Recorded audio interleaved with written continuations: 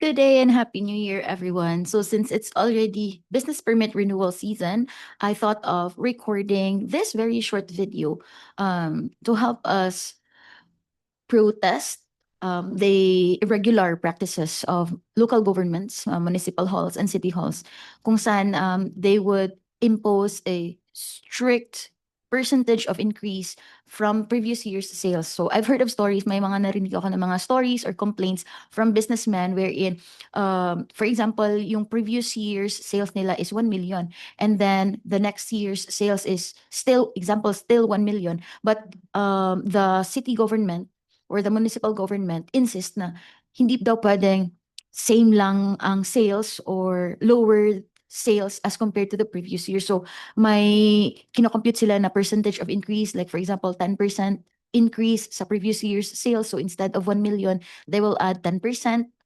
of the 1 million or any other percentage, no? So I am recording this video in Tagalog, although I am Bisaya. So, understandably, di ako masyadong marunong magtagalog, but I am recording this in Tagalog so that everyone in the Philippines can benefit from this video.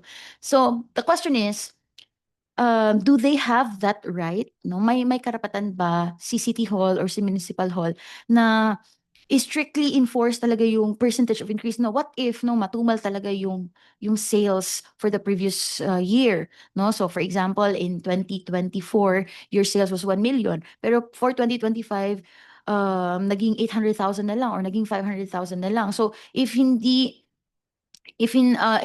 city government or the municipal government will not accept the decreased sales, they want to impose a certain percentage increase, 10%, 15%, or 20%, kung ano man yung gamit nila na percentage.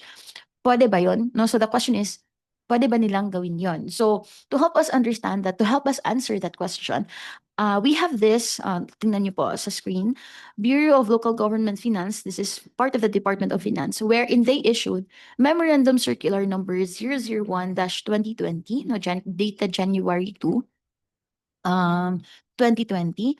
Subject of this Memorandum Circular is, tingnan natin na, I'll just turn on my annotations. Okay, if you can see here, again, this is Memorandum Circular 001-2020 issued by the Bureau of Local Government Finance. The subject of this Memorandum Circular is this, no, updated reminders in the assessment of local business tax or LBT for short, local business tax, registration and renewal of business permits and licenses, and the imposition of local taxes, fees, and charges. So since the goal of this video is to answer that question, no, kung pwede ba nilang gawin yon, mag strictly impose na percentage of increase from previous year's sales. So let's scroll down first.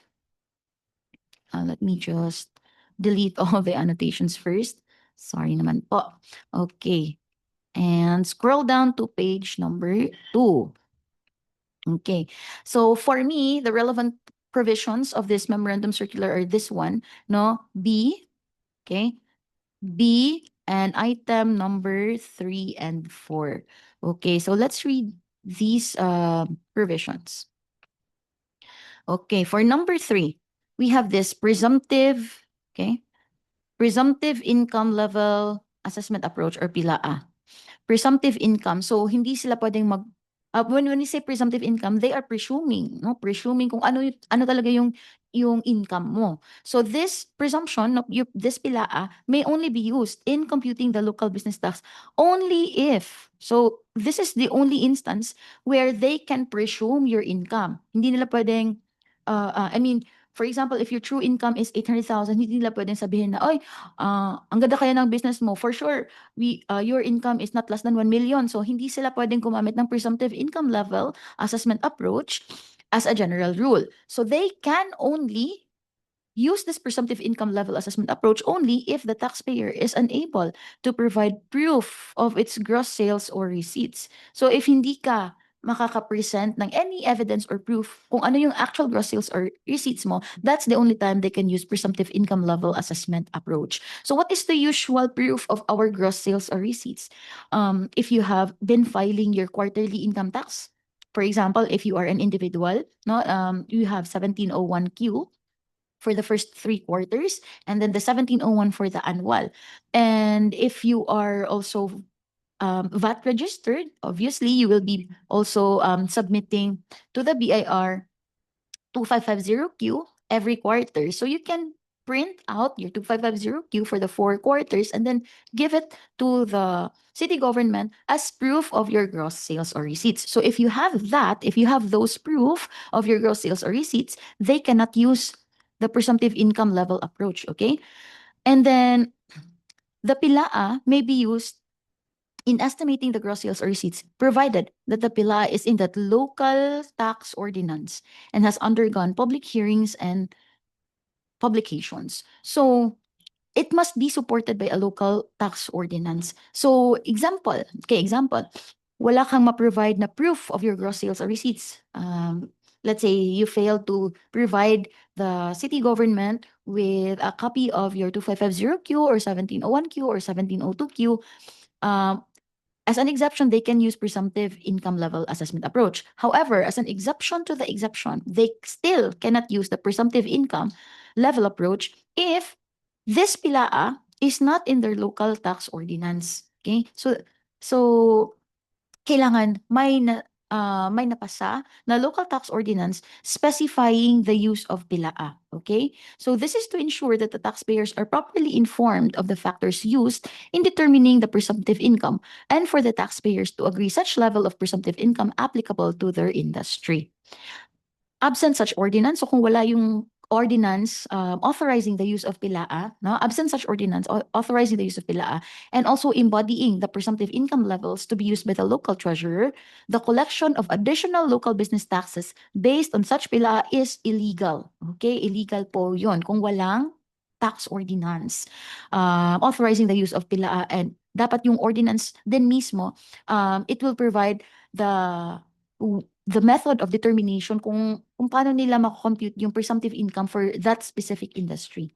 So, illegal po yun. And the petitioner may properly claim the refund of the excess business taxes collected. So, if in case you paid talaga yung business tax based on the presumptive income and then later on you found out na illegal pala yun kasi walang local tax ordinance authorizing the use of PILAA. So, ikaw po, you can claim a refund of your excess business taxes collected.